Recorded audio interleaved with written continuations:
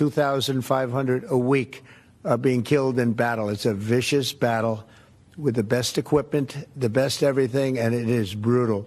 If for some reason one of the two parties makes it very difficult, we're just going to say you're foolish, you're fools, you're horrible people, and we're going to just take a pass. But hopefully we won't have to do that. Every day, a lot of people are being killed as we talk about, as they play games.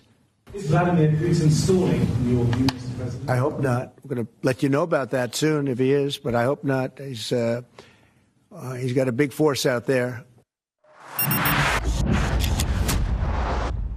Kjo është një pjesë e një konferencë shtype të Donald Trumpit, 2 ditë gjysmë më parë, kur u pa rezistenca për projektin e paqes, bërë një kërcënim midis radhëve, dhe thonë që unë largohemi fare nga kjo gjë.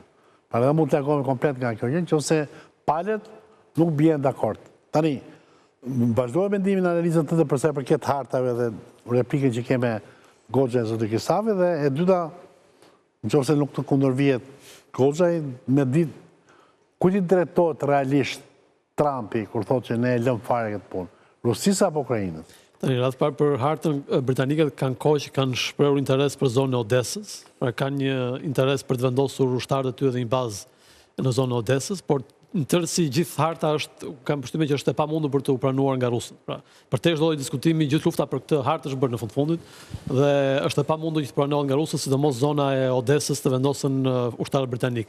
Madje unë kam përshtypjen që në javën vazhdim negociatat rusët mund të kërkojnë në tavolinë një pjesë e zonës Odesës, ose mund të kërkojnë zonë Odesës të jetë demilitarizuar tërësisht. Për sa i përket largimit nga negociatat, besoj që rusët mund të jenë deri diku të shqetësuar momentin, sepse ata mendojnë që mund të marrin shumë nga Donald Trump, kanë këtë mendim që mund të marrin shumë nga Donald Trump në javën dhe në muajin vazhdim, në mënyrën se si negociatat janë duke u bërë. Unë mendoj që Putin është duke bërë një test, po mundohet të kuptojë se cili është maksimumi që mund të japi Donald Trump në tavolinë për momentin, dhe është duke munduar të testojë sa më shumë të jetë mundur palën amerikane.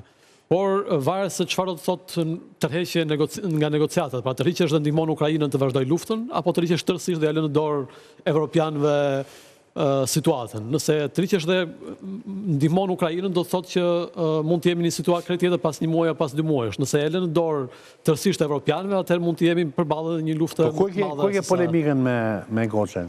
Jo, polemika është thjesht tek harta që nuk besoj se janë harta të njëjta, ajo ruse dhe ajo e Kellogg në këtë rast. Po dhe Goxha thotë që pjesa e forcave ndërkombëtare që do jenë atë pjesën e verdhë që kanë brapa Goxha, do vënë në pjesën më të vogël. Se fakt hartat janë shumë të ndryshme.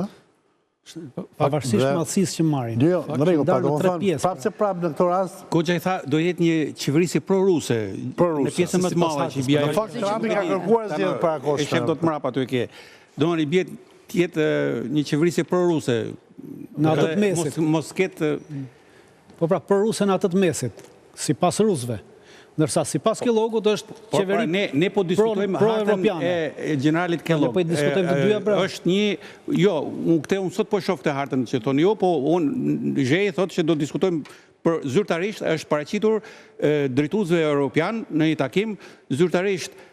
Po ditën që është bërë takimi me presidentin francez, është bërë paralelisht një takim në Ankara midis drejtuesve të lartë ushtarak. Po kush e merr vendimin? Kush e ka fuqinë vendimmarrjes aty? Turqia merr në konsiderat drejtimin e misioneve për anën detare të këtij plani. Kush e ka fuqinë vendimmarrjes në atë vend aty? Po pra, se po flasim ja paraqiti. Ai që e propozoi, ai do përpiqet ta implementojë. Edhe ai prandaj Europianët e vetme gjë që janë këtë mes janë se duan të çojnë forca në Ukrainë. Atje ku duan ata. Dhe kemi një problem. Edhe në këtë planin e Kellogut, sërish kemi një problem. Kur europianët i thanë Zelenskit para 2 javësh, 3 javësh në Londër që do bien forca, do të vendosim si forca sigurie, ai u tha që unë i dua forcat tuaja në front, nuk i dua forca mbrapa. Jo, unë e di që kur është diskutuar, ai tha haptas, nuk është diskutimi. Ai doli e tha në konferencë për shtypat. Ka thënë që unë nuk kam nevojë për forcat e tuaja në front, kam nevojë. Jo, më tha që i duan në front, nuk tha s'kam nevojë. Kam nevojë për armatimet për të mbështetur se luftojnë në Ukrainë si në front. Po jo më Luftojnë në Ukrainë, Ore doli e tha, luftojnë vetë ore doli e tha me zë dhe figurë, më unë i dua forcat evropiane, tha në front, nuk i dua. Forcat evropiane janë forca sigurie. Çfarë do ruajnë ato? Po, ato do ruajnë nëse Rusia do ta fitojë, do ta kalojë atë zonën tampon dhe do vazhdoj sulmoj, do hyn lojë. Po kush do ta vendosë këtë zonën tampon? Mund pak më tepër se 100 kilometra do hyn lojë. Kush do ta vendosë këtë zonën tampon? Forcat e vullnetarëve. Kush do ta vendosë zonën tampon? Zonën tampon kush e vendos? Kjo marrëveshje do vendosë. Cila marrëveshje? Po kjo marrëveshje pra. Ne flasim sikur ka kapitulluar Rusia dhe tashmë këta vendosin si duan këta. Ne s'po flasim as se ka kapitulluar Rusia dhe as edhe Ukraina s'ka. Sipas këtij planit, tani edhe Ukraina nuk ka kapitulluar akoma. Sipas këtij plani është që Rusia jo vetëm që po duhet të tërhiqet nga territori që ka zënë, sepse i bie të hiqet 15 kilometra mbrapa. 15 kilometra do të hiqet. Po pra të lëshojë territorin që ka zënë. 15 kilometra do të hiqet. Ata merr mendja se ndodh kjo? Të lutem, 15 po them çfarë thot Kellogg. 15 kilometra. Ore Kellogg më shofi ëndra ndjell gjithë ditën, po ne po flasim që këto janë ëndra ndjell, pra më. Mbi bazën e një plani që ka paraqit generali i besuar i Donald Trumpit. Si ka është i besuar Donald Trumpit, po pse s'ka mend, nuk do të thotë se po ti je i besuar Donald Trump do të thotë që je me mend. Ai do të spostohet të dy palet nga via frontit, nga via luftimit 15 kilometra për zonën e para se ka parë plani si general, se po ta kishte parë si general, diferenca 18 deri 30 kilometra është e pavlefshme, sepse të thash prerë artillerisi shkojnë deri 40 kilometra. Do me thënë që ky plan, ky 30 kilometra që është bosh, është i pavlefshëm sepse për sa kohë prerë shkon 40 kilometra, palë do vazhdojnë të dashin njëra tjetrën dhe këtu në mes do bëjnë xhiro. Ajo zonë do ketë një kontroll nga misionet e Organizatës së Kombeve Bashkuara, sepse për këtë nuk është diskutuar. Po se dalin do të predhen ajër. Ose dalin. Kjo pra është do Kombet e Bashkuara. Atëherë Kombet e Bashkuara kur e propozuan thanë zona tampon duhet të jetë 50 kilometra. Për këtë arsye zona tampon 50 kilometra sepse nëse po 50 kilometra për ella nuk shkon raketa, po që për atë punë. Këtu po diskutohet për punë armëpushimi. Po te raketat është pak më problem. Për armëpushim. Te armëpushim. Raketat i lëshon shtabi i përgjithshëm, kurse predhen ta lëshon edhe çdo oficer. Çdo oficer për herë të parë vendosi diçka në tavolinë për diskutuar për diçka konkrete. Është plani konkrete këtu më. Vajtja e trupave të NATO-s në Ukrainë nuk është konkrete. Kjo ka qenë prej fillimit, kjo ka qenë një nga arsyet që rusët. Një strategji do shë e fshet. Po s'ka fshet, po e thonë hapta si që të vendosë. Tani po dhe si plan paqe. Në fakt, diçka interesante që e lidhur edhe me pyetjen e mëhershme. Para 2 ditësh, ai që është i dërguari politik dhe realisht që mban marrëdhëniet Witkoff është takuar me Putinin para 2 ditëve.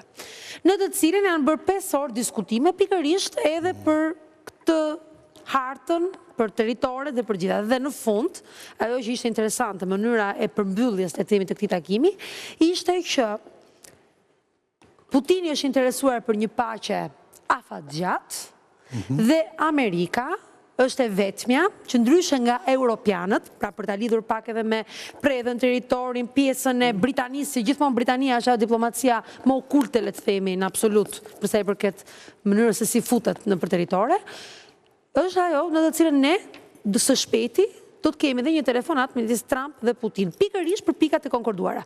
Por ajo që nuk thuhet akoma, më tutje, është që përveç këtyre territoreve është bërë dhe një tjetër diskutim, që është ai që intereson realisht Trumpit, që lidhet me Arktikën.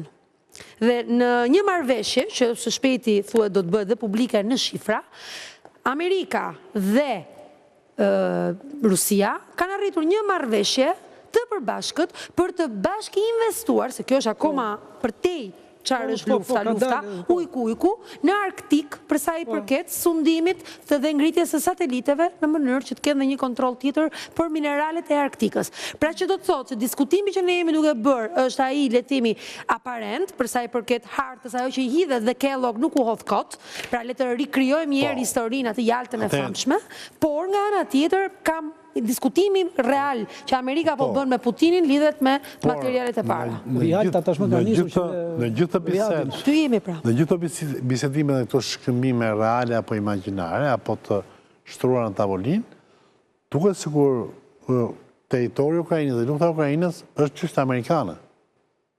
Pra, kjo është një fitore indirekte, pra Trump, duke bërë një spëtari pionjeri i paqes, negocion për Ukrainën, sigur Ukraina është zonë influencës e plot. Po këto se bëri vetëm Trumpi.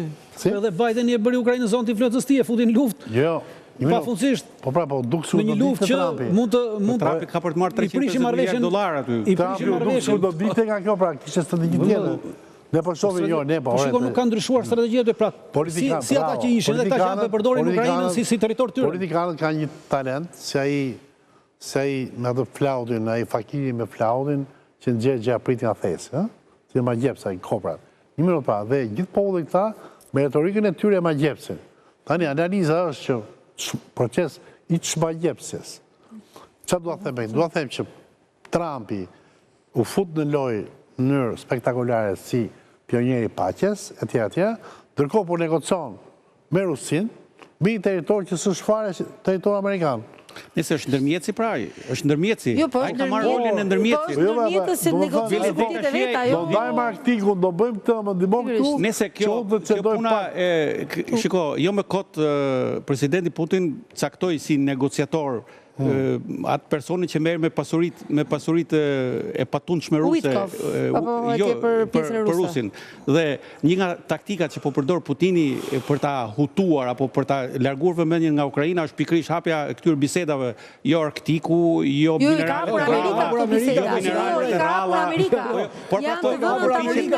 Po përpiqen ta fusin Trumpin në për këto diskutime dhe po ta shohësh që nga gjithë takimet që janë bërë për efekt luftës, gjysma ka ndalë me këto dhe këto janë taktikat e shtyrjes pa fund që Rusia të ketë mundësi të avancojë në fushën e betejës. E zëm një moment të caktuar, ju më thoni taktika, jo, taktika për të shtyrë. A ka kapacitet të ndaloj? Ai zëm se në një moment u tërhojshëm nga këto bisedimet. Kush ka kapacitet të ndaloj? Ka kapacitet vetë Ukraina, vazhdon të merrte armë. Amerika po ka një vit e gjysmë, nuk ka fuqisë mbrapsje. I pam të gjitha ato armët. Ka një vit e gjysmë nuk ka marrë. Nuk ka mbraps dot, por reziston në atë që është ka marrë 2 lagje fshati. Gjithë ajo superfuqi ka marrë 2 lagje fshati. Po ashtu funksionon më ka gjithë frontin më 1400 kilometra front. Fundit, sepse ka një ngjarje shumë interesante dhe zotërit e ekspertët sigurisë janë më afër këtij skenari.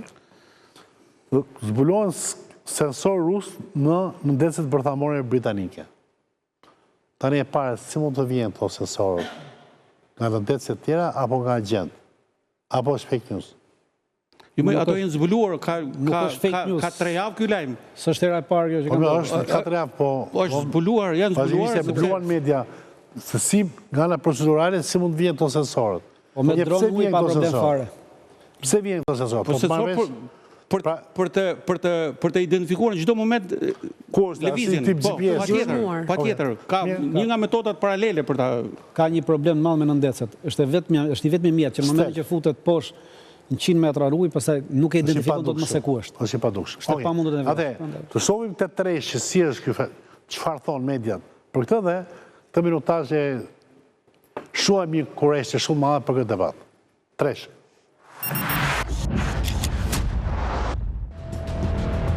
Zbulohet lufta e fshehtë e Rusisë në ujërat e Mbretërisë së Bashkuar.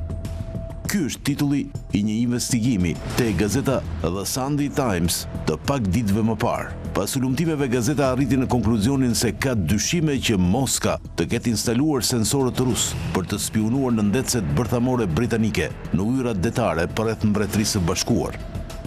Një pjesë e këtyre sensorëve u zbulua në vijën bregdetare, ndërsa të tjerët u lokalizuan nga Marina Mbretërore. Zyrtarët ushtarak dhe të inteligjencës thanë për Sunday Times se besonin se sensorët ishin instaluar për të mbledhur informacion rreth 4 nëndeceve bërthamore të ushtrisë britanike. Nuk ka dyshime se një luftë po ndodh në Atlantik. Është një lojë macja me miun që po vazhdon që nga fundi i luftës së ftohtë dhe po intensifikohet përsëri, sqaroi për gazetën një zyrtar ushtarak në mënyrë anonime. Sunday Times pretendon se ka zbuluar dron rus të fshehur pranë kablove të komunikimit në New York. Ndërsa Ministria e Mbrojtjes hedh dyshime se për të kryer operacionet e zbulimit në New York mund të jenë përdorur jahte të oligarkëve rus. Për këtë çështje u interesua dhe AFP, që tha se kërkoi një reagim të Ministrisë Britanike të Mbrojtjes, por kjo e fundit e konsideroi spekulim. Parandalimi ynë bërthamor me bazë detare vazhdon të patrullojë oqeanet e botës pa u zbuluar, siç ka bërë për 56 vitet e fundit, sqaruan autoritetet britanike për agjencinë franceze të lajmeve.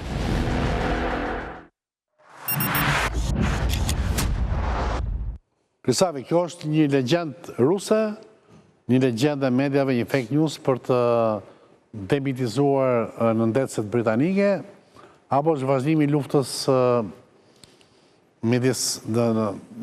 luftës hibride midis Rusisë Federatës Ruse dhe Mbretërisë Bashkuar.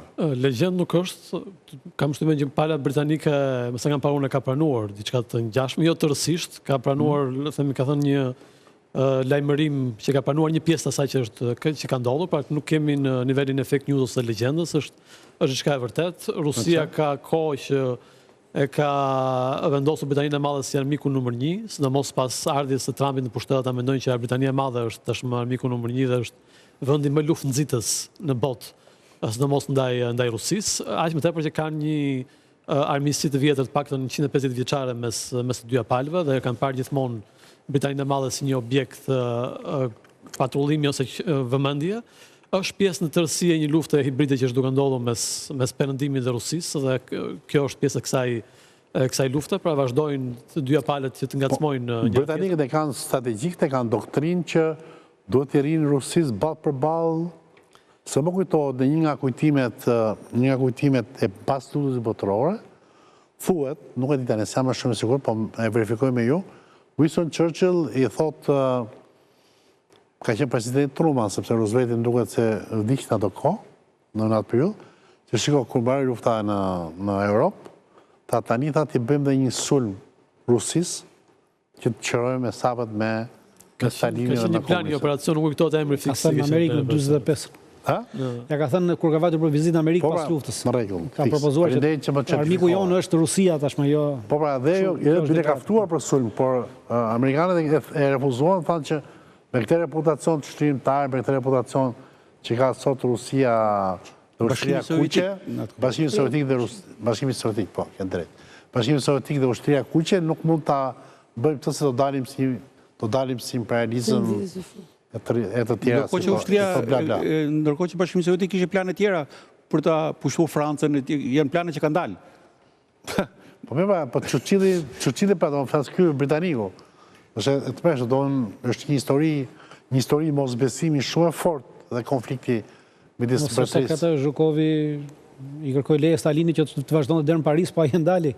Pas është në gjë, të gjitha palët kishin. Po si dhe Paris të luftojnë me Amerikanët? Po të shkonte të merrte Parisin, pra kur morën Berlinin, ta shkojnë deri në Paris. Dhe edhe Patoni i thoshte atë Rooseveltit që ta sulmoj me fjalë, po më dat juve leje, unë i drejtoj forcat e mia drejtim Rusisë. Pra këto nuk janë gjëra... Ka planet, gjithë palet kanë planet. Në nivelin e generalet. Në nivelin generale, niveli politik është nivel kryeministri, kur flasim për Churchillin, flasim për Churchillin. Nuk po flasim për një delir generali që do të ju një histori. Po Churchilli e ka pasur gjithnjë këtë ide kundër rusëve, që në momentin, edhe kur nisën bashkëpunimin e ka pasur, sepse i shifte si armiq komunistët, pra ka pasur gjithnjë tendencë në komunizmit. Linja ideologjike. Në këtë çështje ideologjie, pra në këtë ka pasur. Ideologjitë kanë ndryshuar dhe armiqësia ka ngjetur, është një gjë tjetër. To nuk është më ideologji, se ideologji tani s'ka, Putini nuk është komunist, është kapitalist. Po të shojmë në mediat britanike kanë një rusofobi të theksuar që nuk e kanë mediat amerikane. Nuk ndodh e kanë pasur gjithnjë. Shkrime të tilla në CNN apo Fox News të tjerë, siç ka Daily Telegraph, Guardian të tjerë. Guardian ndoshta edhe ai është e majt, po Daily Telegraph dhe të tjerë, The Times kanë një rusofobi shumë theksuar në shkrimet e tyre. Pse ndjen këtë kërcënimi rus ta? Dikur kërcënimi sovjetik, sot kërcënimi rus?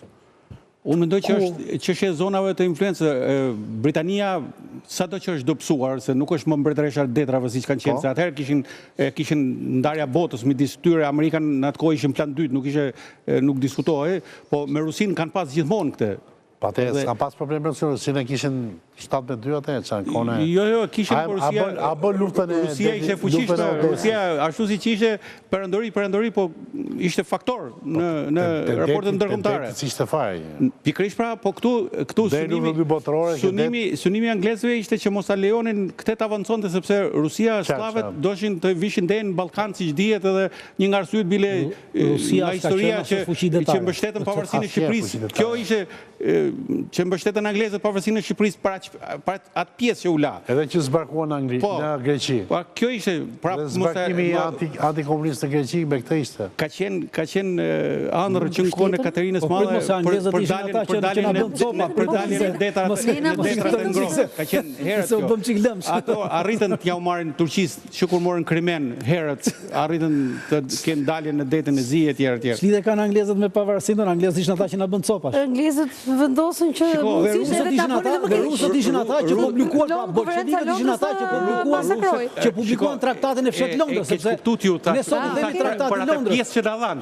Për ajo që na bën der, se mund na e kishim marrë fare. Për ata pjesë. Ne sot i themi traktatin e Londrës.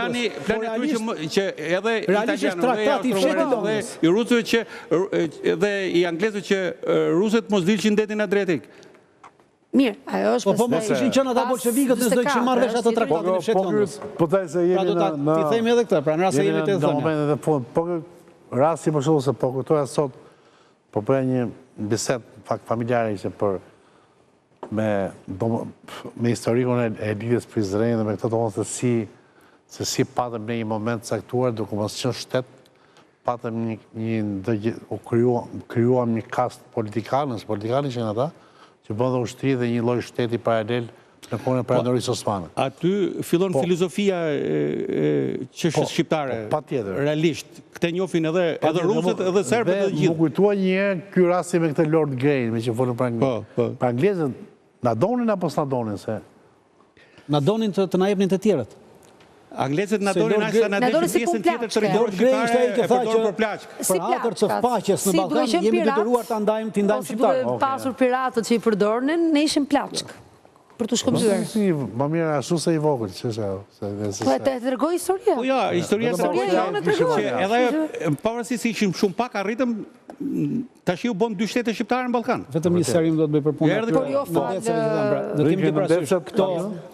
Do bëjmë emision, është interesante shumë. Po? Këto pajisjet që janë vënë nuk janë ngjitur në ndeceve, pra do kemi që parasysh. Këto janë pajisje që lëshohen në për brigje të ndryshme detare, në thellësi të ndryshme. Magnetike ato, Jo, lëshohen. Janë si puna atyre minave detare që lëshohen, pra lëshohen dhe ato lëshojnë një sinjal radari dhe kapin çdo lloj mjeti që kalon dhe në bazë të sinjalit që kap, pastaj në ndecja që e kap, që e merr sinjalin e kësaj përcakton se çfarë është mjeti. Çdo val radari dhe absolutisht. Pra nuk janë të ngjitura, pra nuk janë mjete të ngjitura te në ndecet. Janë të lëshuara në gjithë terrenin detar. Po janë në thellësi apo në thellësi, janë në thellësi për të kapur lëvizjen e saj. Po që sipër në sipërfaqe duket në ndecja. Si sonar, thellësi janë. Sonar thellësi. Në këtë mënyrë janë ato që lëshojnë. Pra nuk janë të ngjitura. Pse ja bën edhe s'është e ruajnë vetëm shpresën ka ato sonaret ata, po ajo konfirmon pastaj konfirmon informacionin e burimeve tjera. Kjo tani është, kam përshtypjen se kjo është luftë nervase. Nuk besoj se Rusia ka frikë se mos merrin goditje sulmin për ta marrë nga Anglia. Të gjitha palët e bëjnë këto. Edhe amerikanët kanë lëshuar shpesh në gjitha këto në ngushtisën e Beringut, në gjithë kanë lëshuar për të kontrolluar njëra tjetrën. Pra nuk është diçka, por tashmë anglezët, është ajo që thotë ledonin po e përdorin, duke qenë se janë rusofobët, po e përdorin këtë edhe për t'i fryrë kësaj luftës që patjetër ne të çojmë trupa në Ukrainë. Interesante pra që është marrëveshja me rekrutuan në nivele të larta në administratën amerikane, edhe ishin aleatët kryesorë. Rekrutuan për informacion shërbim sekret izraelit, që të merrte informacion me gjithë ishin aleatë kryesorë. Kjo punë kështu funksionon. Dakor. Vina, çfarë po thoya? Jo, po thosha është në zbatim të asaj që është edhe marrëveshja që në një lloj mënyre Starmer bëri me Macronin për sa i përket planit dual që Ukraina nuk mund t'i lijet rusit në asnjë lloj forme dhe çfarëdo lloj kundër forme për dobësuar influencër ruse dhe për të nxjerrë gogolin, duhet përdoret dhe duhet nxirret në pa. Çfarëdo lloj gjëje. Që në 48-ën ka një plan, është publikuar në 76-ën, e publikoi New York Timesi, planin e Departamentit të Shtetit se si të destabilizojmë Rusinë nëpërmjet Ukrainës, që në 48-ën ka ekzistuar. Okej. Faleminderit zoti Kristavi, faleminderit zoti Goxhej, faleminderit zona Bozheku, faleminderit profesor Shara.